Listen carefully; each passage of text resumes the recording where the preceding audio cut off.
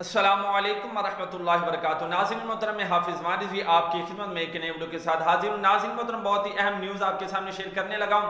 सबसे पहले आपको बताता चला जाऊँ कि उम्मत मुस्लिमा के लिए एक बहुत ही खुशखबरी की न्यूज़ है। जी हाँ नाज़रीन मोहतरम, एक नोटिस जो है वो जारी हो चुका है कि पब्लिक ट्रांसपोर्ट में जो है 12 रबीउल अव्वल तक जो है कोई गाना म्यूज़िक जो है वो नहीं चलेगा और तिलावत और नात जो है वो चलेगी। यकीनन ये मुसलमानों के लिए एक बहुत ही खुशखबरी की न्यूज़ है।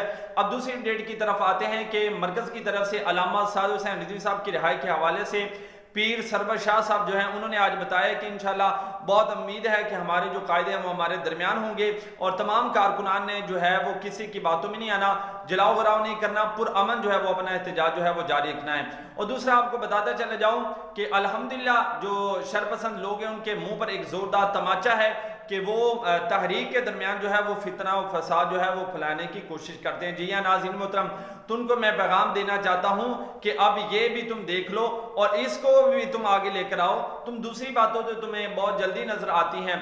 अभी तक हमारा धरना इतने दिनों से वहां पर मौजूद है, एक पत्ते का भी नुकसान नहीं किया और ये कहते हैं कि हम जनाब दहशत गर्द हैं और ये भी कहते हैं कि जनाब इनकी आपस में नहीं बनती, तहरीक लब्बैक पाकिस्तान दावत इस्लामी इनकी आपस में नहीं बनती। तो इसी हवाले से आपको अहम खबर से आगाह करता चले जाऊं, दावत इस्लामी वाले खुद जो है अपने जुलूस के अंदर रोड पर आके जो है वो अल्लामा साद हुसैन रिजवी साहब की रिहाई के लिए कह रहे हैं कि शर्म करो, हया करो, कायदे मुहतरम को रिहा करो, अल्लामा साद हुसैन रिजवी साहब को रिहा करो। नाज़रीन मोहतरम, आपके सामने वीडियो रखता हूँ, आप खुद ही समाअत कर लीजिए।